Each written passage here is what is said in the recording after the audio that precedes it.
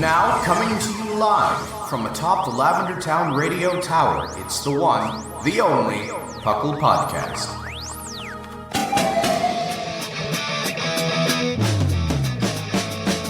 It's PoGo! PoGo! It's PoGo! PoGo! Pokemon Underground Champions League, oh yeah! PoGo! PoGo. Hello, everyone. Welcome to the PoClPodcast. I am your Thatchless co-host, or host for today's episode. I am Clod9. Here with me, I have the ever fantastic and one of my very good buddies, Sharkfinnigan. Hello, hello. Yes, unfortunately, Thatch could not be here, and due to some last-minute complications, it's just the two of us. It's the Shark and Claude show today. Everyone is still hungover from last week's party, so it's all good. It's just fun. The two of us. That's because we weren't invited. Sad day. That's fine. Anyways, we are here today. So tell me, what have you been up to? What's going on in the world of Pokemon? The big things I've been doing Pokemon-wise is, one, I've been doing the Puckle Draft League, which I've started off hot, and I'm just trying to get a nice rebound game here to kind of end my little short losing streak. And then, other than that, I've been playing Pokemon Unite. Getting back into that one. That's fun. Ahead of the Puckle Badge Bonanza, which joined the Discord so y'all can come earn a badge by playing Unite with us.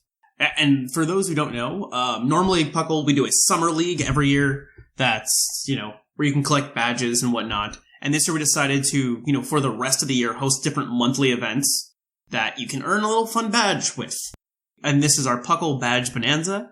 And we're starting off with Pokemon Unite. The goal is to be teaming up and reaching the Ultra rank. And it's going to run through through August 25th. If you're new to Unite, last weekend was Unite weekend. So you can play a bunch of characters. Mm-hmm. As mentioned, the goal is to likely try and achieve 6 different badges. We're going to have a bunch of different events for this between, group playthroughs, Nuzlocke, TCG, VGC, Unite, whatever we can get our hands on. So come join us for that. A little bit of Puckle news in the intro. That's exciting. Yeah. No, I've been having a lot of fun getting back into Unite because I played a lot at launch and then I kind of weaned off. And then, and now I'm back into it. And still, a lot of the old mons are still good. I love my Slowbro as a good defender.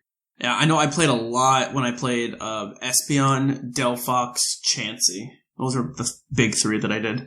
Love my little Blissey, Chansey buddy. Yeah, Slowbro, Cinderace, and Zeraora were my kind of original 3. I've been using Urshifu a little bit more recently, just trying to, as a nice, good kind of all-arounder, just heavy damage. And then I've been trying Ho-Oh because Ho-Oh is one of my favorite Pokemon. So I was like, when I saw it was in game, I was like, oh, sure, I like that. I'm a good defender. So I've been playing around with that one a little bit. So still getting used to the Unite one, the Unite move on that one. I didn't realize they added Ho-Oh into the game. I'm several seasons behind. Yeah, that's the newest one. That's part of the 3-year anniversary, which is why it's actually a good time to get back into Unite because of all the return players, 3-year anniversary bonuses and all that stuff. So yeah, but how important are the items? I know there's new items now. I think decently because I feel like it just I know they've done it where you boost you to level 30. You get a couple of those that you can get up to 30 really easily. That's nice. Cool. Yeah. That's great. Well, come join us for some Unite Bonanza. I've been continuing my Infinite Fusion Nuzlocke on Twitch. After we sadly lost in the Elite Four at Champion Thatch, Cursey Thatch, I've been on a rebuild, and we've been doing fairly well so far. I think I have 5 badges, almost have 6, and then the world opens up, and we just try not to lose. Well, that's good. The hardest part of the whole game is, alright, what Pokemon randomly know Destiny Bond? Oh, no. Or, randomly know Explosion or Counter. It's like, oh, you learned that through Level Up. I didn't think about that. And all of a sudden, you lose. A very important mon at a crucial time. Dang, yeah. But, that's that. Besides that, I know we've been doing the Puckle Draft League. I think we're almost into playoffs. Mm-hmm. This will be the last week of it. Yeah, we got one more week of that. And then I know the Puckle poll is, by the time this comes out, Puckle poll will have finished for Sinnoh. Yeah. Yeah, it's really close now. As I'm looking at it, it is 2 votes separate 1 and 2, or separate the 2 people. Oh, wow. So Empoleon and Garchomp. we will see what happens, because there's 2 days left between Empoleon and Garchomp. I voted, so I am hopeful, but we will, anything is possible, and once that finishes, I'll probably take a little bit of a vacation, because I'm going on vacation, and then when I get back, I will put up Unova, because that is a lot of fun. And that'll be a long one, too, because there's how many? 151, 2, 7? I don't know. There's a lot. How many legends boosted up? I don't remember, but there's quite a few. Yeah, the Gen 1 reboot that I think had a better story, but worse Pokemon. But, that's Pokemon for you. That's pretty close, I would say. Yeah. There's some really good ones in Gen 5, though. There's some really good ones, and then, there's some just, quote, knockoffs. Oh, yeah. All right, I guess with that, we will move on over to our news segment. Coming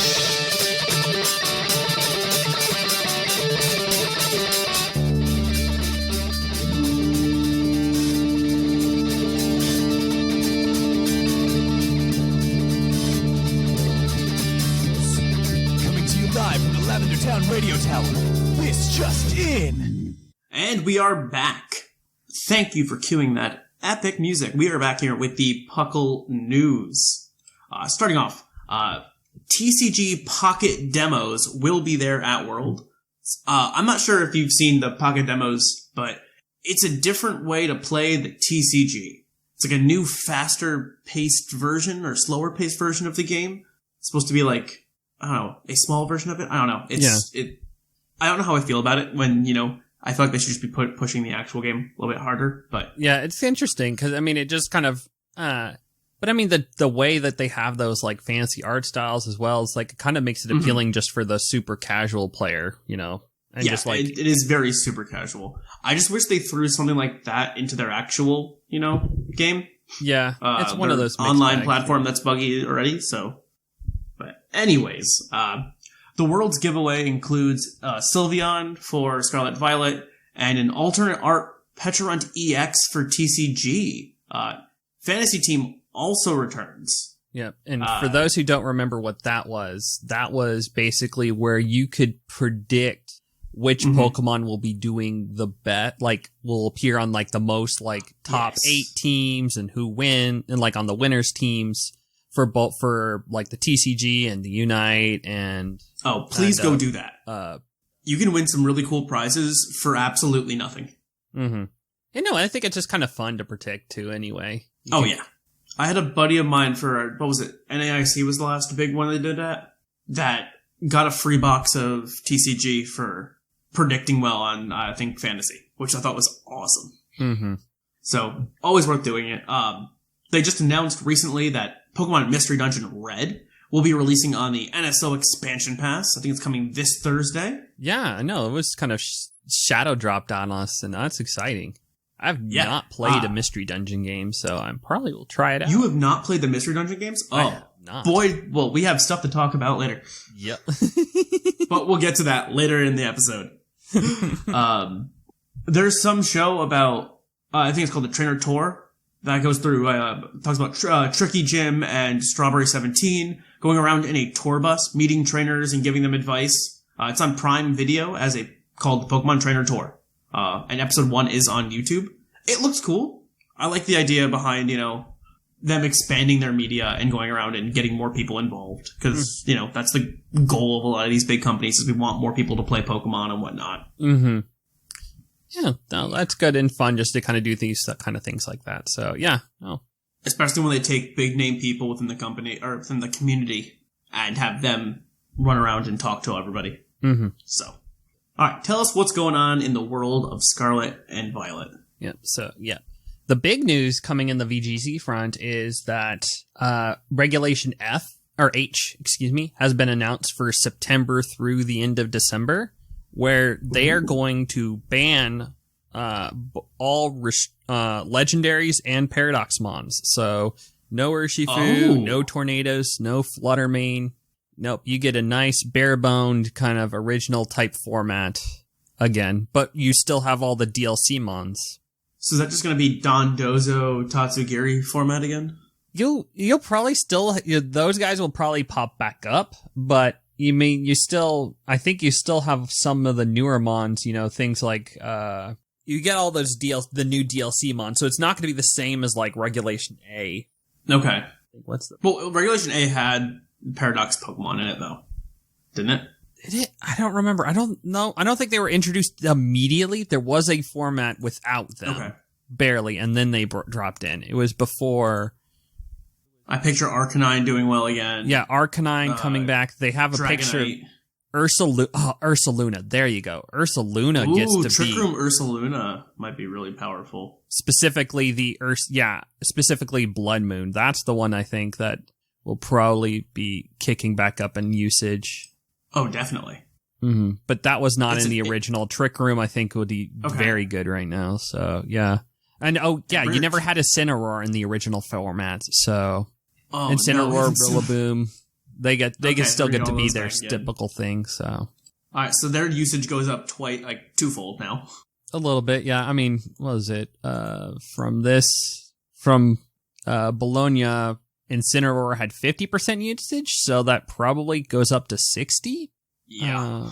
Without Tornadus... you have Whimsicott. Whimsicott goes back up. Yep. Without Urshifu, you probably get... I'm not sure what water they're going to use now.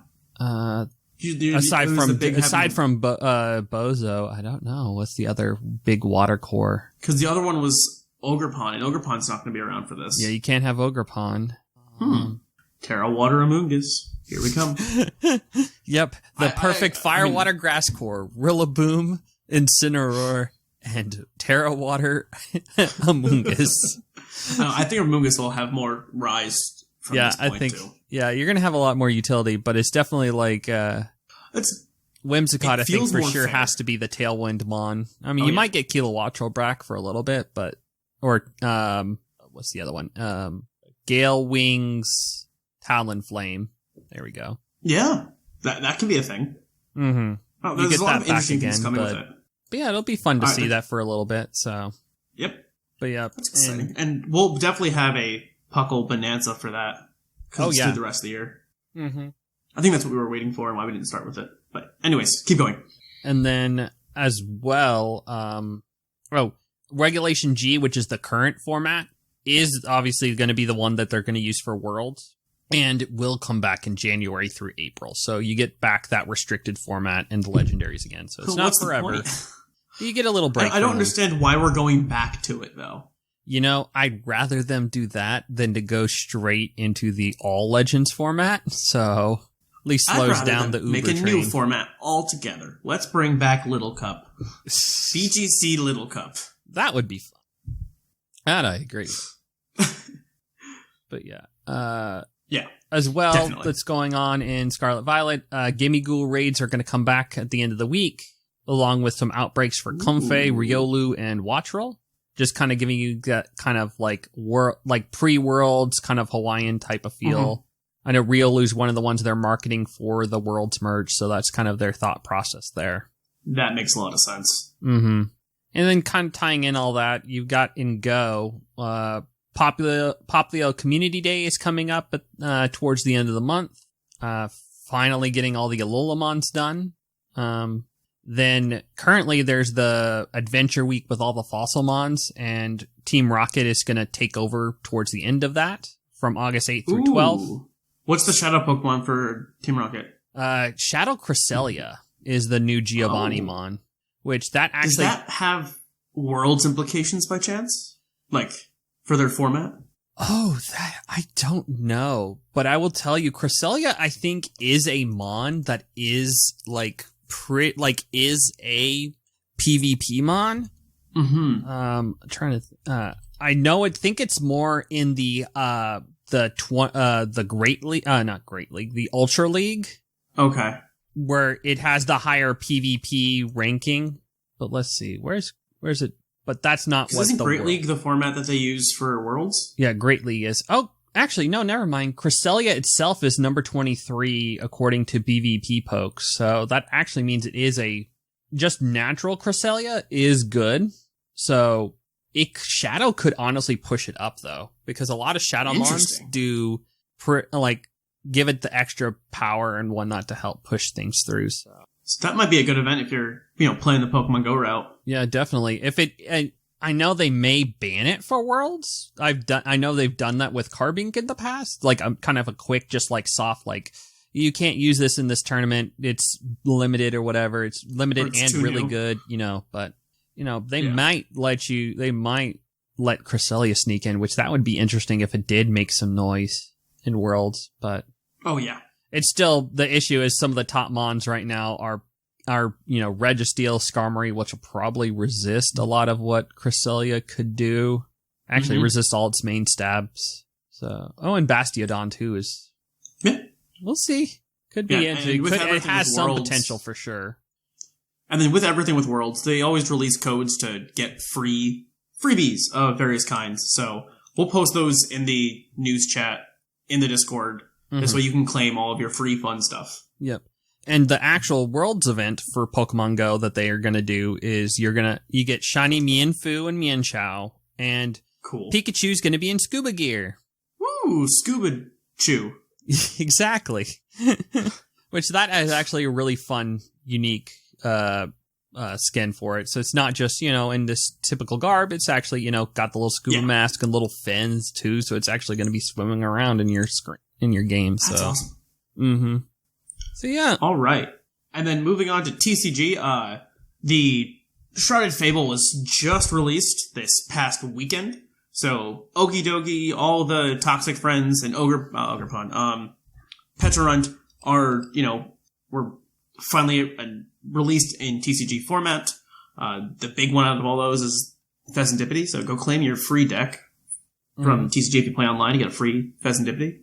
Better than having to craft it. They also announced that Surging Sparks will be the November set name. There's also a cool World Pikachu promo that should be available with qualifying orders from the Pokemon Center and other retailers, assuming, while supplies last and before scalpers take everything, which is kind of sad. Yeah. But that is around, so try and collect as much as you can. This is the format that will be used for Worlds. Since they released it 2 weeks-ish before the Worlds format, they're like, all right, that's plenty of time for people to prep everything. You'll be fine.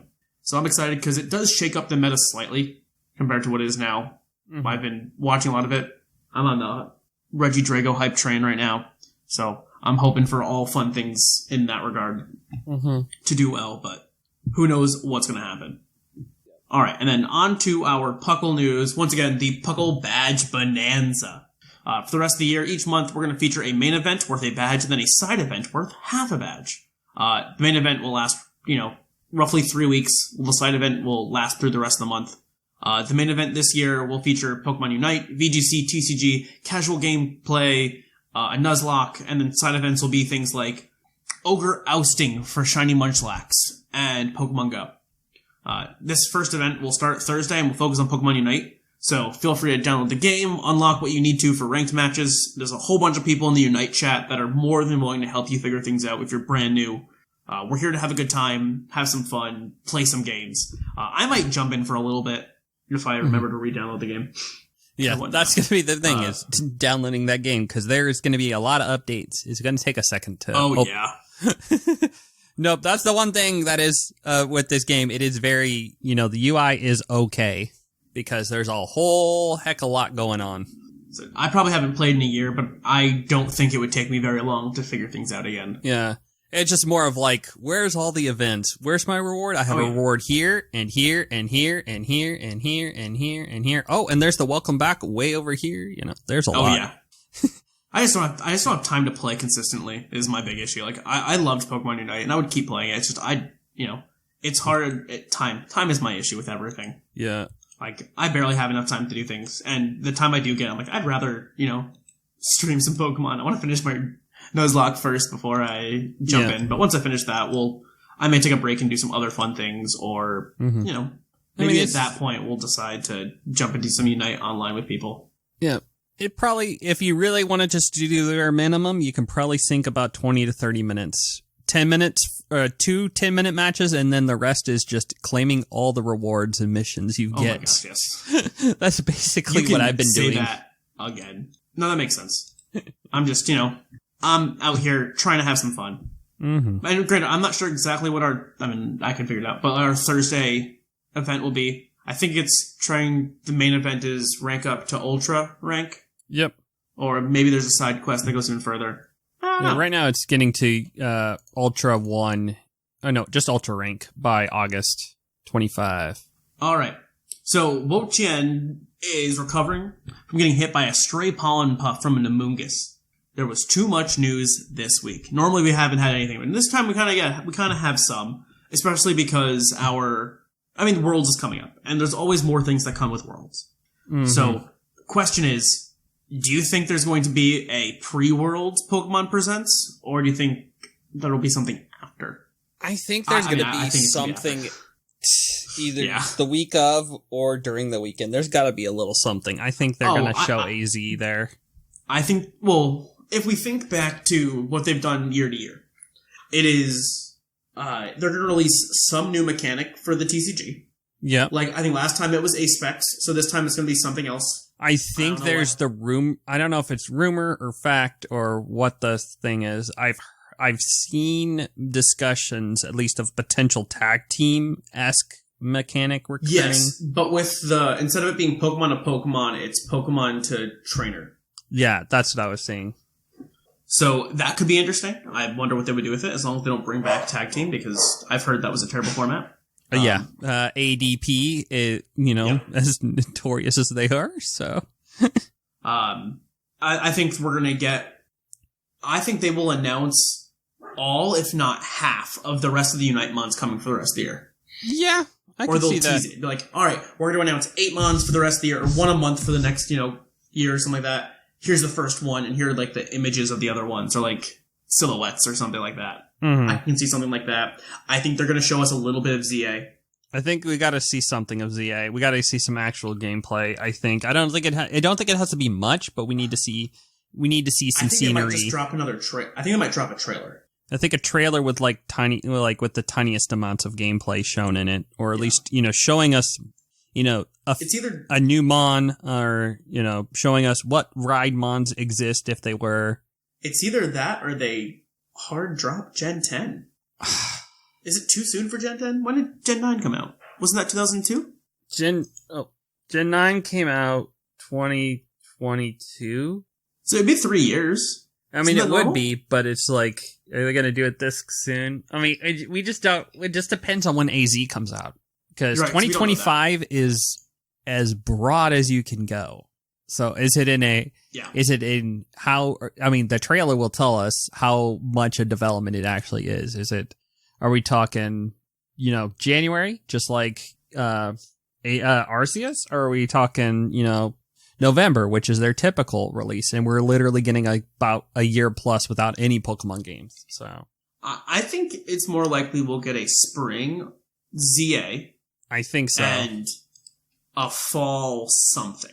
Whether that's going to be Gen 10 immediately in the fall, or if they want another year and they decide to do, here's another spin-off type thing. Yeah. Which I think that could be reasonable, but I mean, really, this is where, we've been saying they've been pushing a bunch of games back to back to back to back, and now they can finally breathe again. I mean, I'd rather them take more time. We still technically could have, we could still have, Pokemon Black White remakes, sequels, etc. Oh, that's right. We still have that potential, or any sort of remake. Yeah, but that could come with the Switch 2 news that is rumored. Yeah. Or whatever the next console is. I think that's more likely. Yeah. Yeah. But all right. That's it for our news today. Next, I will quiz Shark on his Pokemon knowledge. To the game corner.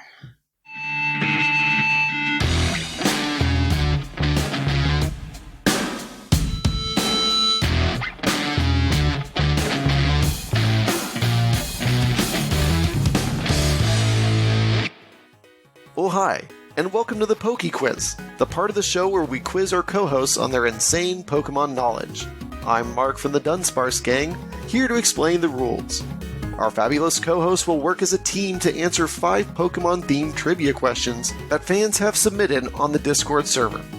Each question is worth 1 point, with Pokedex and multiple answer questions worth more, for a total of 7 points. The host can use a free hint at any time. If they get all the answers correct and do not use the hint, they can cash it in for an 8th point. And we are back with Puckle's Pokey Quiz. I said Game Corner before, but no, this is Puckle's Pokey Quiz. All right, Shark, are you ready? You are by yourself, so I will give you probably an extra hint if you want it, because you don't have someone to jump off knowledge with. Yep, sounds good. All right. So, our first question comes from Muley Coffee. In National Dex order, who is the first psychic type? In National Dex order, who is the first psychic type? Based off of their National Dex number. Okay, so now if you were just to say base form, the answer would be Abra. I think would be Abra, but I know there are any forms are valid. Trying to think. Right now, I've got Alolan Raichu pinned as number 26. There's no Spearow. There's no Ekans forms. There's no. Let's see. There's no Spearow. There's no Arbok. There's no Raticate, except for Dark. The Pidgeys aren't psychic. You don't have any bugs. None of the bugs are psychic. And none of the starters have any regionals. So, yeah, I'm going to go with Alolan Raichu. That is correct. That is your first question and first correct answer. All right. We're going to jump on now to question number 2. From Bergwin. What is the most common type of EV yield among all existing Pokemon? Oh, jeez. So if you were to fight and take down every Pokemon in the game, well, every Pokemon when you beat them gives you some type of EVs after you beat them, as long as you can collect, as long as you're not fully EV trained. One of the 6 stats. But there is one that is drastically more common to get from Pokemon than any other. I've got 2 guesses. I mean, basically, it's a 1 in 6. Well, you got 6 guesses. You have 6 choices. I feel like, well, is that really right, though? I'm trying to... it could be 3. It's like, which stat is the highest amongst most of these Pokemon? My default thoughts are going to be HP, attack, and speed. Those are the ones I feel like most Pokemon tend to have higher ofs.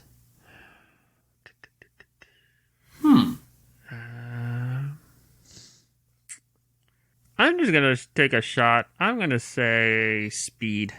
Is that your final answer? Yeah. Unfortunately, speed is number 3. The answer we're looking for was attack. Okay. 354 Pokemon give attack. Jeez. EVs. Number 2 is at 247 is special attack. So there are 100 more Pokemon that give attack than special attack. Speed was 241. You have defense at 196, HP at 152, and special defense at 146. Yeah, no, that sounds right. I thought HP was higher than that, though. But yeah, no, attack makes So did I. Yeah. I knew special defense was by far the lowest. Yeah, it has to be. Most Pokemon aren't really stat. special defense high first. It's usually you either got HP or defense kind of trumping those typically on those types of definitely. mons. But Okay. No. Your next question is our Pokedex question. From That Chespin Dude. Its sword entry reads, the pollen it releases contains poison. If this Pokemon is raised on clean water, the poison's toxicity is increased. Who's that Pokemon? If it's raised by clean water, its poison's toxicity is increased? That is correct. Interesting. Well, it's definitely feels grass poison because of a poisonous pollen. You almost would have thought you might have been a Galarian wheezing or for like a hot second, but I think I'm just gonna go with Roselia. Alright, so Close. But that's not the Pokemon we're looking for. Our second entry, black and white entry, reads, sensitive to changing temperatures, the bud is said to bloom when it feels the sun's warm touch. Repeat the question? Repeat it again? Its black and white entry reads, sensitive to changing temperature, the bud is said to bloom when it feels the sun's warm touch. It's not Badoo, is it? Because I should get the credit if it's Badoo. It is Badoo. Oh, then yeah, I got it. I got the line. I got the line first try. Yeah. I got the line first try. All right, so I had to make 2 sure. points. No, I'll give you the full 2 points for that. I'm like, it was so close. I'm like, all right, yeah, you get that. Yeah, Thatch usually gives us it if it's the line. All right, this next one comes from Enchanted Void. This is your multiple choice question, by the way, and I will give you a point for every 2 that you get right. Okay. And if you get all 7, you get 3.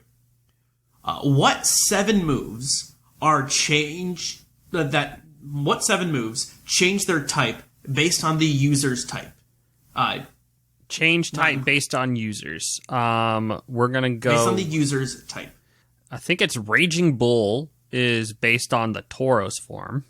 We need you to lock in every single one. Yeah, it's Raging Bull. That's one. That's one. We're gonna go with what's Orikori's Revelation Dance. That is 2. We're gonna go with Judgment. 3. Is it multi-attack? Is that Silvalis? That is Silvally, and that's 4. Okay, so there's 4. So You're those missing are those. 3. I'll lock in Terrablast because that's it's one of those like conditional, but if That is 5. Okay, that's what I figured. All right, so then who are the other 2? I'm trying to think who has that is changed based on the user's type. I think I'll go ahead and use the hint here because I'm blinking. The next 2, I believe, are only on mythical/legendary, since I don't know what they are. Oh, Revelation Dance is 1. You already said Revelation Dance. Oh, no, Relic Song, excuse me. Moletas. Relic Song is incorrect. It does not change type. The move itself doesn't change type. It changes the Pokemon's type. Interesting. I thought, maybe I'm thinking of Pokemon Masters because it was fighting when you were a fighting type. So I will double check though, because I don't know for sure, but I'm pretty sure it doesn't change type. I think it was fighting, but maybe I might be wrong. It might be unless it's normal, in which case, then yeah. It is normal. Then it's just Pokemon Masters got in my brain there. Okay. All right, back to the legendary mythicals. Not a bird, not a dog. And I believe they're both from Gen Not a Reggie. 9. Or the ones that I know of. I could be entirely wrong though. So Gen 9. Yes. Both from Gen 9. Okay. Legendary mythical. What? Just. Oh. No. Yes. You're not. It's not. Yes, it okay, is. so it's not that legendary. I'm trying to think of which legendaries. Because it's not. If it's Gen 9, it's not Terrapagos. Pecharon, no. Oh! Ogrepon, Ivy Cudgel. That is 6. And you're missing one more move that changes based on the type of a Pokemon. So alright. Not the Poison Trio. Rhydon and Miraidon, I don't... They have their own signature moves. And there's not a Paradox. It's Gen 9? What am I missing in Gen 9? Because it's... I'm going to have to double check this answer as well. Because if it's not a Paradox, Ogrepon's move is Ivy Cudgel. Terrapagos only has Terra Starstorm, but that's not changing its type. It's still a normal type. Because it just changes to Stellar. Trying to think what other... And Pecharon, I don't think... I'm now very curious because I don't know for sure. And now I gotta double check something. Because I can't think of any other Gen 9 mons that are legendary and mythical, because it's I guess technically that is right. I mean, I'll shoot out Terra Starstorm. That's the one we were looking for. Okay. So it's just because it becomes stellar, because it is no. I guess that was the only caveat. Yeah. It was a hard one to get there, but because it technically changes with its type. Yeah, because it becomes stellar type. But I was like, Well, there we go. Yep. All right. So you are currently at 6 points out of however many. And we're at our base stat question. Ooh, alright. This one comes from Shift. Which first stage pre-evolved Pokemon, think Little Cup, has the highest base special defense? Oh gosh, why'd you do that?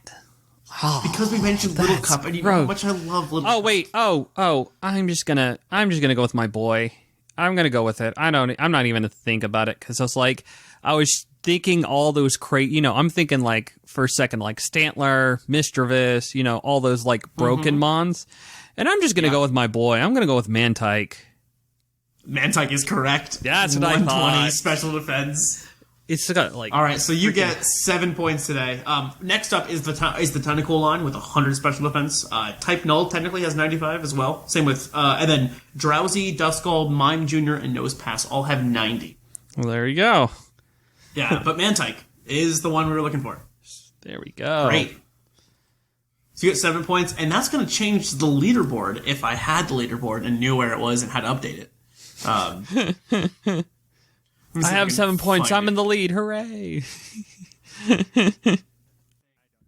It's buried. Great. All right. Let me just make a note. Shark gets 7 points for quiz. Great. Yep. All right. And with that, we will head on over to our topic. Hey, Thatch here. A lot of you have been asking how you can hang out with us during the week. Well, the best way to do so is come to our Discord server at puclpodcast.com. You can join our server and you can hang out with us, talk Pokemon, battle, do a bunch of cool things, join in our tournaments. So what's stopping you? Come on over, puclpodcast.com. You can jump right on in and have a good time talking with the hosts of the show, as well as the large community we've gathered over the years. So come on, let's hang out.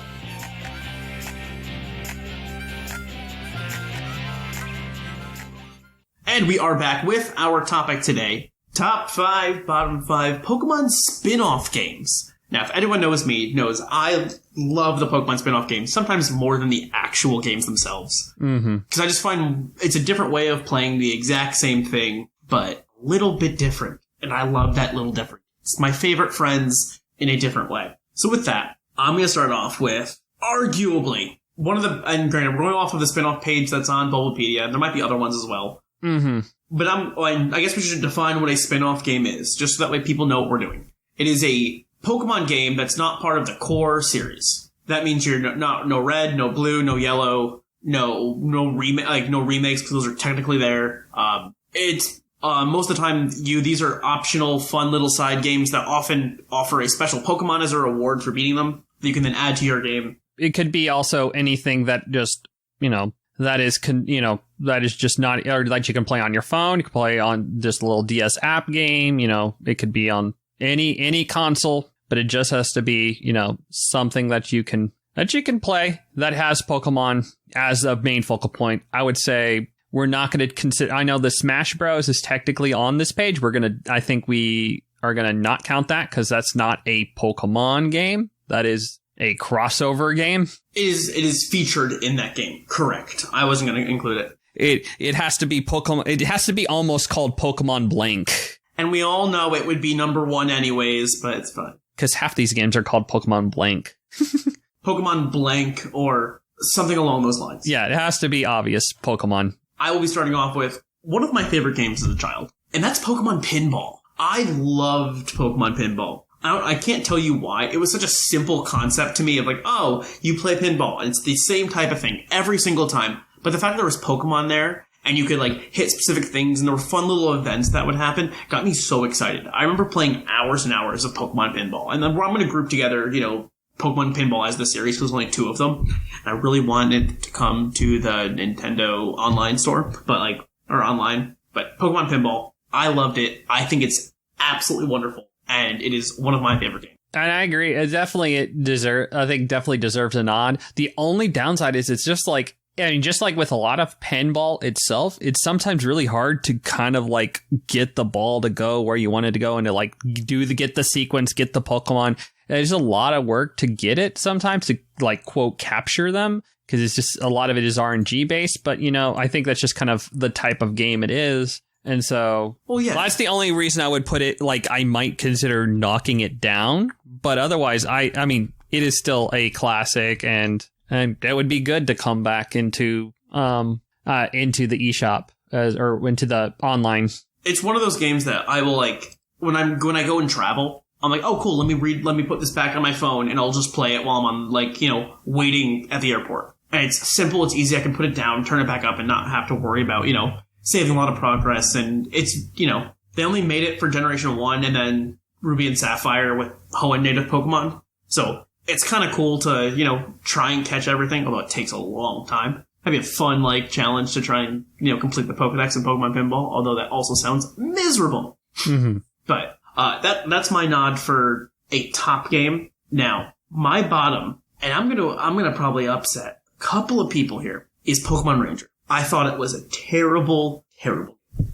I hated the Pokemon Ranger series, and there's 3 of them, but I'm talking specifically Pokemon Ranger, the very first one. And that's because I remember I ruined, I think, my DS trying to play that game, trying to draw the circles to capture the Pokemon, and if I didn't do it fast enough or hard enough, it wouldn't work, and it was miserable, and I hated it. I think then they updated it, right, with the other versions with Shadows and Guardian Signs, the way that worked? I believe so. Yeah, because that was the OG one. That's the one that you get the Manaphy, right? Yes. Okay. Yeah, that one. I have not played a Pokemon Ranger game, but I know for a fact, or at least I've seen a video recently of someone trying to quote shiny hunt the Manaphy, and yeah, the amount of time and effort it is to just to do that, and just how hard it is sometimes to do that, the actual mechanic of it. Yeah, that's definitely probably one of the harder ones. I know the other versions do well and whatnot, but the other versions were,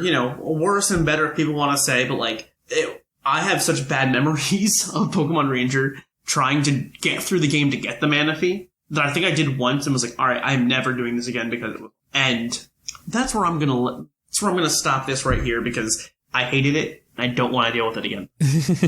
That's fine. I haven't played, so I couldn't tell you any much more of whether or worse, but I can understand just by spinning around, and yeah, you could probably destroy a DS or 2 or 3 doing that. Because it's just it's just a DS, it's a typical DS type of game. Touchscreen was the new thing, and they wanted to do that, but I get it. It's not the way it's supposed to be. I will go ahead and throw. There's a couple I can throw in here as a top, but I think I'm going to start with just the one big game that I think that really kind of revitalized and hit just the nostalgia bone for a lot of players, especially those who haven't been playing for a long time. Pokemon Go. Pokemon Go. Yeah. I mean, it's a freaking worldwide phenomenon for at least a year plus, and even then, still does decently well, albeit it is slowing down, and Niantic, money grab, whatever you want to feel about it, it's still doing the work. It is still bringing in the Pokemon. It is still really easy to play. The fact is, my parents still play it, so, and they're Pokemon, not like the hardest core lovers, that they fell in love with it with us, so. No, it changed, it defined almost a generation or a time. Every time I joke around with people, they're like, oh, that was the summer of the most unity in the world when everyone was playing Pokemon Go. Because everyone was happy. There was no conflicts. Everything was good. 2016. And then, everything got, after that, everything's been worse. But no, I completely agree. I think Pokemon Go has changed enough of everything and is well deserving of a top spin-off. Mm-hmm. And then in terms of a bottom game, I'm going to throw out one that people may not have heard of, but it was one I played for a time, but I think it was just okay to just kind of boring, and it was Pokemon Duel. Pokemon Duel, yes. It was basically a mobile game that was, based off of like a figure game. It basically is just kind of like move your pieces around and try to knock them out, and it was just okay. I tried it for a while, and it was just, I don't know if it was the most supported, and just, it just did not capture me long term. It was something I think I could have been interested in, but it just was okay. No, I get it. I remember playing it and liking it for the little bit was there. And then I'm like, oh, this is a pay-to-win game. Yeah. Because I think I tried battling someone online, and I'm like, oh, you paid to purposely get these really good Pokemon super early, or these, figures. And I'm like, all right, that's enough for me. After that, I was kind of like... But yeah, no. Otherwise, it was just fine. Just not my cup of tea. Oh, that makes perfect sense. All right. I'm gonna go to my top and bottom for the next one. I'm gonna keep within the Mystery Dungeon series, because you said you've never played those. Mm-hmm. So, by far, one of the best games that we've had was Pokemon Mystery Dungeon Explorers of Sky.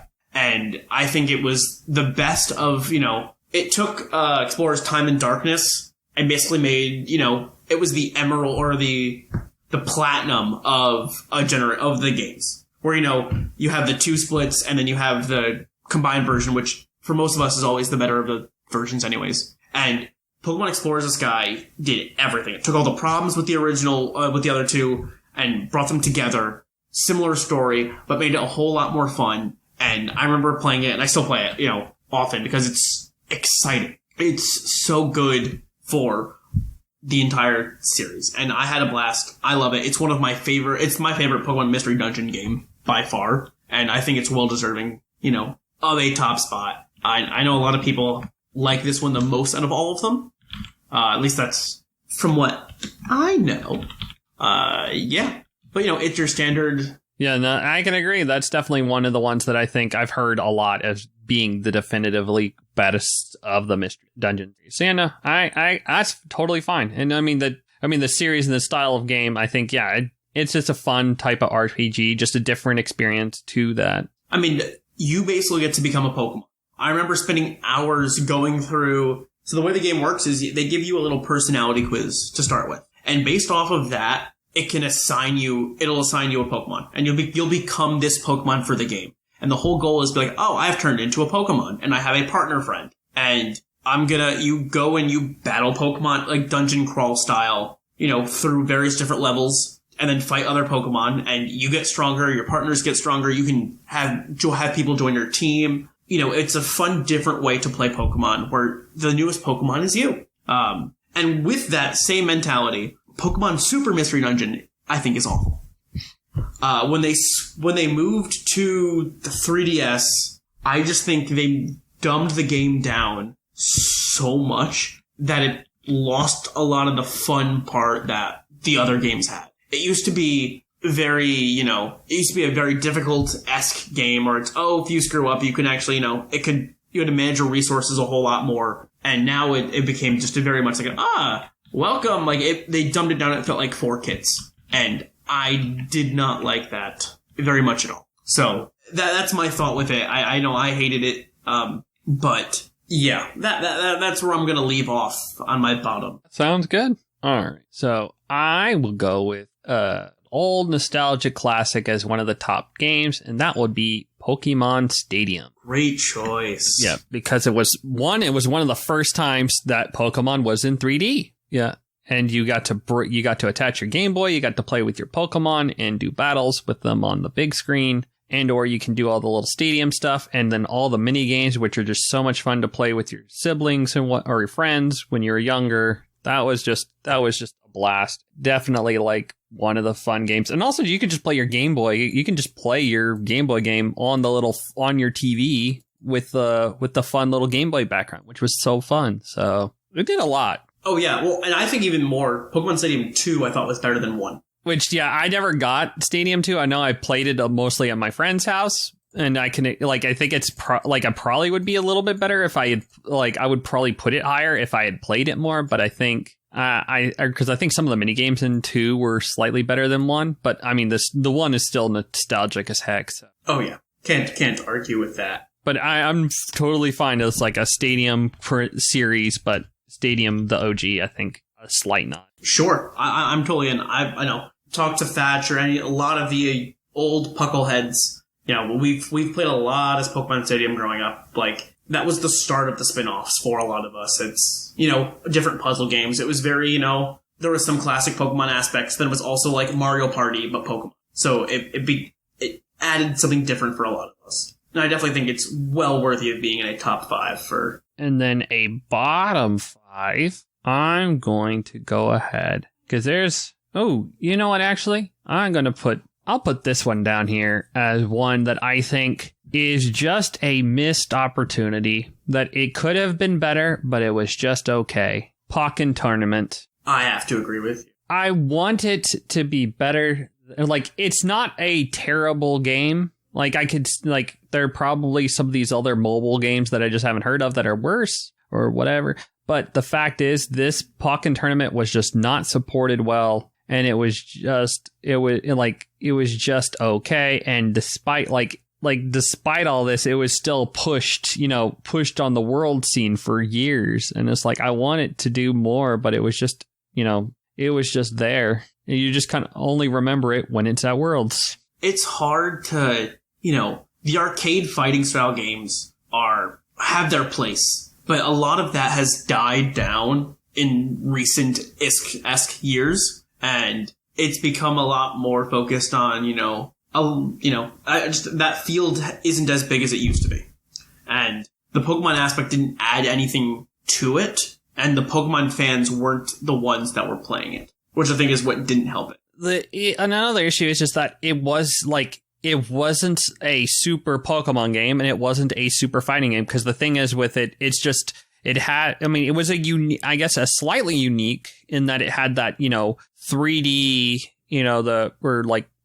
you could run or you can move around type of battling feel to it. And then it shifts back to the typical arcade fighter. It flipped between those two styles consistently. But I don't know if that made for a good fighting game, which would if it had a strong fighting scene support, it could have done well, in, being a good Pokemon game, but it just it wasn't a good Pokemon game and it wasn't a good fighting game. And therefore it wasn't supported. And also. Oh, I agree. Because, if it was still if it was at EVO right now, I'm pretty sure this game would be, we wouldn't be bashing on it as hard as we are. But it's not there. And you hear the old joke, oh, you want to go to Worlds for Pokemon? Learn how to play Pokken Tournament. And then you could easily just go to tournaments. It's like, oh, you're seeing thousands of people playing VGC and TCG, and there's maybe 50 people playing Pokken at most? In the world,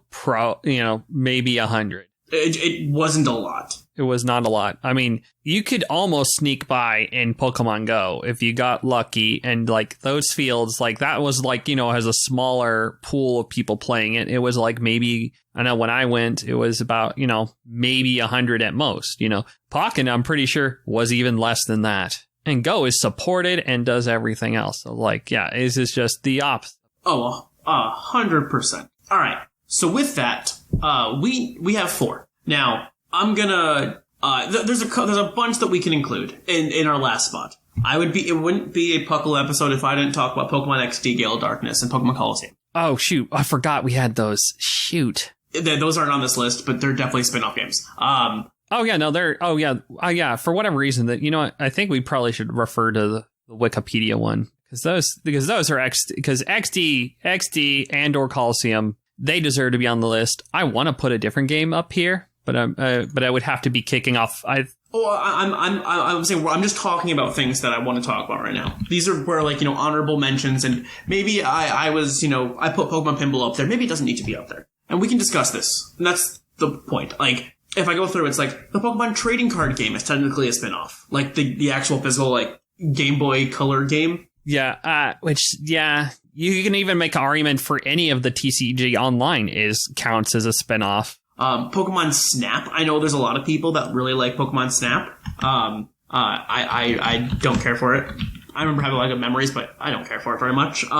You have other big games that, I was a big, like Pokemon Rumble. Like the original Pokemon Rumble. I remember loving that game and spending hours playing it. And granted, I wish I could find it and go play it again. The original Rumble. And if I might be able to find if I find my old Wii, I might do that. That might be a fun stream. I personally, like, in terms of some of the other games, Magikarp Jump was fun playing it. It's just like, as the type of, if you're just into just kind of those type of mobile games where you're just like slowly building your thing out. Oh, I hated Magikarp Jump. I will not let that stand on the top of this list. But Magikarp jumps up and then gets swooped by a Pidgeot and it's gone. And you have to get a new one. It's silly. It's fun. I mean, it died quickly, though. I mean, it lasted for a little bit, but it was still fun. I played it quite a bit. I beat the game, before it started going into the endless mode, so. Oh, of course. I did the same thing. I mean, if we're going to talk about, we talked about it already. Pokemon Unite is a spin-off game, technically. It's that one. That one's a good, good game in its genre and is well supported. I mean, if we want to talk about a game that I loved that died, was Pokemon Shuffle. I loved Pokemon Shuffle. Yeah, I liked Picross as a mobile, or as that type of game too. Shuffle and Picross, I think, are good for those puzzle games. Even Pokemon Conquest. I love Pokemon Conquest. I'm one of the few people that love Pokemon Conquest. So it becomes difficult to... They need to do more with Conquest. They missed an opportunity. There's a couple of spin-offs of Conquest that you should check out. I'll leave it like that. But there is, if you know where to look. Anyways, so it's tough for me to choose, think about it, because, in my mind, I love Pokemon Rumble. I know it's not for everybody. Pokemon Snap's a big favorite. Wasn't my favorite. But XD is my favorite, and will always be my favorite. So that's my... I think we have to start... I think we have to slap... I think we would be doing an injustice, not... Oh, I completely agree. If we want, I am more than happy to take pinball out to put in, Snap or Rumble or something if you think that fits better. Or we can leave it and let people be mad. I think we'll let people leave it and let it be mad. Because, yeah, I would... The other ones were our honorable mentions, so we'll just, keep that there. And as far as bottom, what do you think is where do you want to go with this? Because I have a couple in my head that I don't like very much. Ooh, I have you as a pin, and I'll let you start it off, because I've got, that's what I had pinned as one of them. I want it to be better than it is. It's just a little too geared towards children. I don't know if the first or second. I would do the first, but I mean, it's just the whole series. It makes me sad. I need to play this. I need to finish the second so I can make a definitive opinion on which one is better. And the fact that, it was like a $50, $60 game, and I heard people being like, oh yeah, I bought the game, beat the entire game in 2 hours, and there's nothing else for me to do. And I'm like, what? Oh, that's not good. And granted, I can go into the Pokemon Rumble, because some of the Pokemon Rumble games after the original were really, really bad. So, but I mean, Detective Pikachu did give us the movie with Ryan Reynolds. Oh, of course, and the movie is phenomenal. So, it's tough for me to want to look at it like that. If you have another one, please. Cafe Remix. I mean, it's not my type of puzzle game, but I know that they still got. Well, if we're gonna bash a puzzle game, though, Pokemon Quest. Oh, right. That one. I forgot about you. Quest. I have some beef with Quest in that it was okay here, and then it just stopped being supported here. And then it got crazy in China of all places. And it's doing well there. Why? Why do you do this to us? Why can't we have the cool legendaries and blocky? It was also just a weird game. It was free, but also not free. And then it was, part mobile, but also could be done on your Switch. And then, it felt like they tried to expand, go too wide, and, nothing stuck. Granted, here. I know the mobile game market in Japan, China, Asia is a lot bigger than it is here for gaming. So I can see why it did better over there, but... And just, funny and sad that just, stopped here. And it's like, and I'm like, and if you just look at some of these posters and like what they've done, like hyping up some of these, like the events, like with like Ho-Oh and all the Galarian forms, you got Zacian, you got Darkrai, like you get all those. And what did we get here? We only got just a 151-ish. And that's it. Oh, yeah. Like I said, there was so much they could have done with it that they didn't. And it just made it so sad. Yeah, no, Quest is the one that goes on this list. Yeah, I completely agree now. We have made the right choice. Quest parenthesis US version. So to reiterate, our top 5 spin-off games are Pokemon Pinball, Pokemon Go, Pokemon Mystery Dungeon Explorers Sky, Pokemon Stadium, and then Pokemon Coliseum/XD Gale of Darkness are the 2 big ones that we had. And then our bottom are Pokemon Ranger, Pokemon Duel, Pokemon Super Mystery Dungeon, Pokken Tournament, and Pokemon Quest. I think that's a pretty good list. I got no qualms with that at all. Yeah, no one should have any opinions at all, and you should definitely not write us an email telling us how we did something dirty. No, and if you disagree with us, please write an email. Tell us why we are wrong. Tell us why we missed your favorite spin-off game, why your spin-off games are better, why Pokemon Sleep should have been the best Pokemon spin-off game of all time, and, you know. Yeah, or Pokemon Typing Adventure that we didn't even mention, you know. We didn't talk. I wish I had played that. Hey You Pikachu, you know. Pokemon Puzzle League. If you think we should have included Super Smash Brothers in here, let us know, because we could have. It would have been the best Pokemon spin-off game, in my opinion.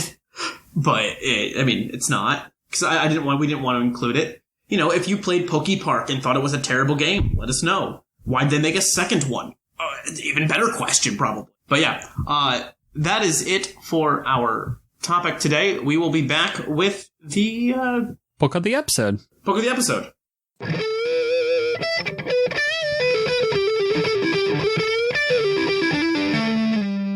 Poke of the episode. And we are back with our Pokemon of the episode. Our Pokemon of the episode is number 96, Drowsy, the Hypnosis Pokemon. Its Pokemon Diamond and Pearl entry reads, "It can tell what people are dreaming by sniffing with its big nose. It loves fun dreams." Drowsy has, a lot of fun things that's happened to it over the course of the years. It's had a bunch of anime appearances to, it was featured in one of our spin-off games, Pokemon Mystery Dungeon. I believe it's a Pokemon Stadium minigame character. It ties into the Poke Quiz that we had today as well. Yeah, it's Drowsy. It's a Gen 1 Pokemon. I used to love catching Drowsy back in the day. I'd get to Vermilion City, go get a Drowsy, teach it Headbutt, and be thrilled. And that was the whole game plan was to click Headbutt, even though it was a psychic type that was based off special attack. Mm-hmm. And also as well, it's just the more of the downside is just that mini game in Pokemon Stadium was so hard. Using Drowsy trying to understand the timing and getting it right to do little hypnosis as you just see the little pendulum swing back and forth, and I'm just that was so hard. Funny enough, to understand as a kid. There were 2 Drowsy events that they released.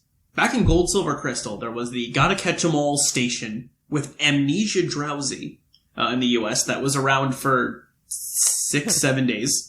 I think a week. And then in Fire Red, Leaf Green, the Pokemon Center New York had a Wish Egg Drowsy distribution that went from, 2004 December to January 2nd, 2005. So Pokemon Company seems to like Drowsy, and it's not a little niche. Belly Drum Wish actually is funny on a Drowsy. I think it has more uses, giving other Pokemon moves than it does itself. Mm-hmm. It evolves at level 26. It's got good Spadef. Yeah. One of the Pokemon I think we're talking Spadef EVs. It definitely can. One of the few 146 that can out of all Pokemon.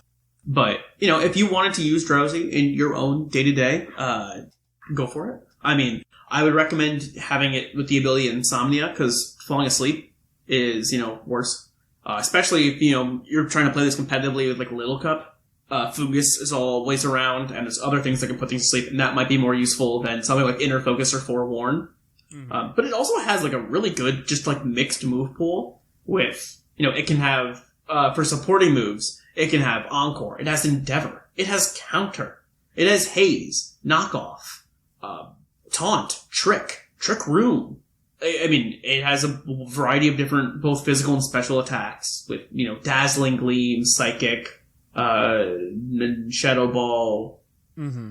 And then you have Knockoff, fire all the punches. Actually, it's Draining Kiss. I didn't realize that. It can Calm Mind, it can Nasty Plot. I think it can't bulk up, can it? No.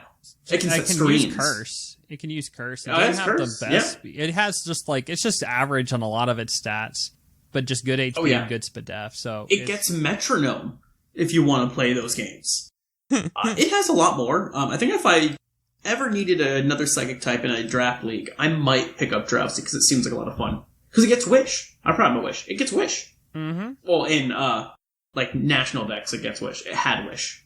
Yeah, it got it from that egg anymore. That we talked about. It did. Yeah. I mean, I think Drowsy's better than Hypno, personally. But that's just my thoughts there. And yes, it gets Hypnosis if you want to risk the 60% accurate move. Mm-hmm. But yeah, that's our little boy Drowsy. It's a fun little friend who likes to eat dreams. Yep. Preferably the good one. Hopefully. Or eat away the nightmares. Give me the good dreams.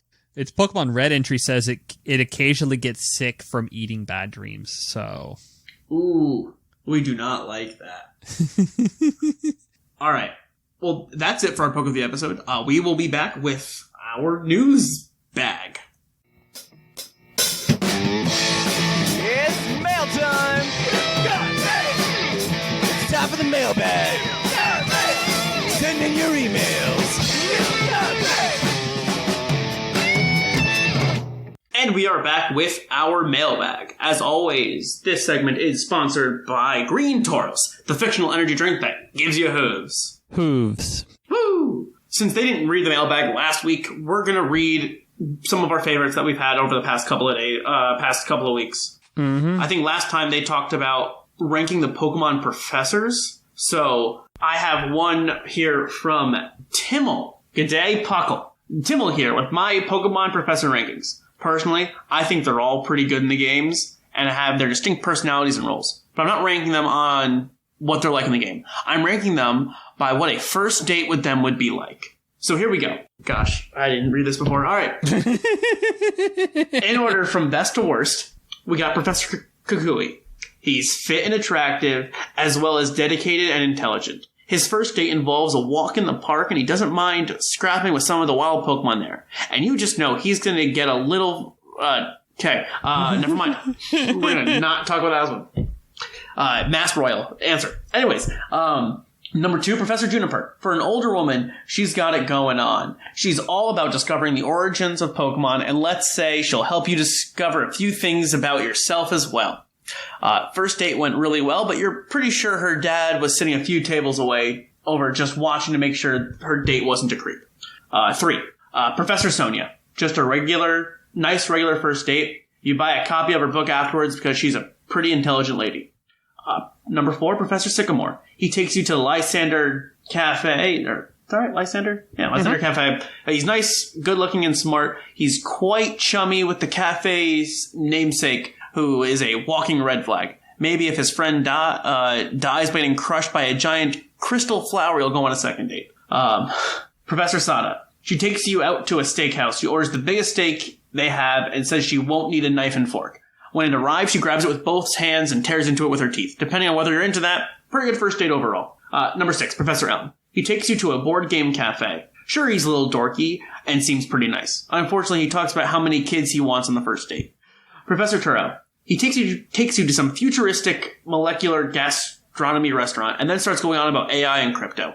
You get up and leave when he says that Elon Great Tusk is the greatest mind of our generation. Number 8, Professor Oak. You meet him in a nice park near Pallet Town. You introduce yourself, and the first question he asks you is, so, are you a boy or a girl? After that major social faux pas, he then shows you a photo of his grandson, whose names he can't remember. Number 9, Professor Birch. He takes you out to a nice restaurant, but ruins it all by freaking out when the waiter approaches and suddenly starts running in circles, begging you to choose one of the Pokemon from his bag.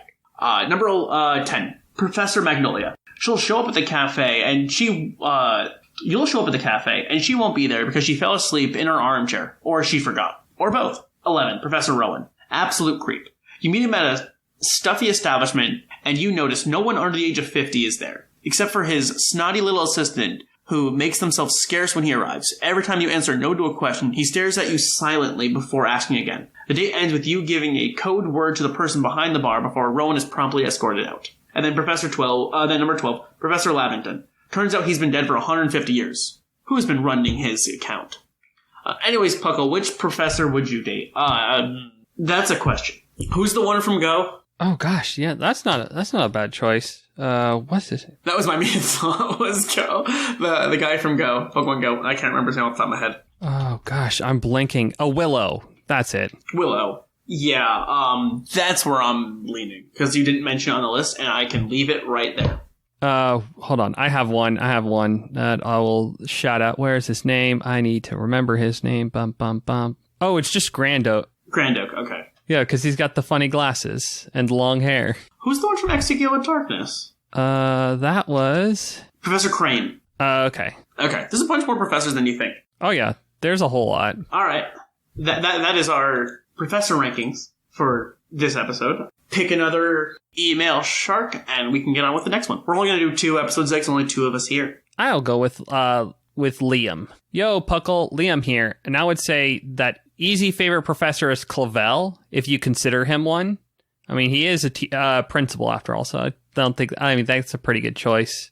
Clavel? I guess I wouldn't say he's a professor. But if not, you can. I would say Birch, because he's so funny, dropping a lot of starters over the years. Very fair. Yeah, I would not. He's a director. He's not a professor. Yeah, if we could prove if you can prove he taught a class, then Clavel is technically a professor by some standpoint. I guess you could say that. I guess you're right. Different word for professor, but yeah. Because you have Jock, who's a professor. You have, most of the teachers are professors. So yeah. And then I know the Shining Mew also tuned in on this one, saying his favorite was Professor Birch. But that's about it. We didn't have a lot of emails on this topic. So if you want to come in and get your chance at getting your email read, remember to email puclpodcast at gmail. I think it's the Puckle Podcast, right? Puckle Podcast. No, just Puckle Podcast. Puclpodcast at gmail.com. Let us know what your favorite spin-off games are, or least favorite, or why we are wrong. Or if you want to, talk about anything else, we're here. We'll listen. We'll potentially read it. And whatever doesn't get read here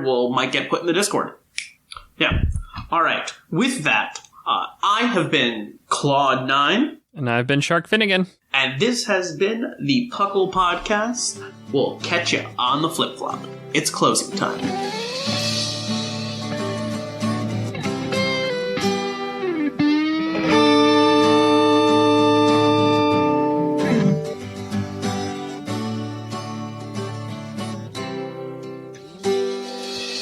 Closing time.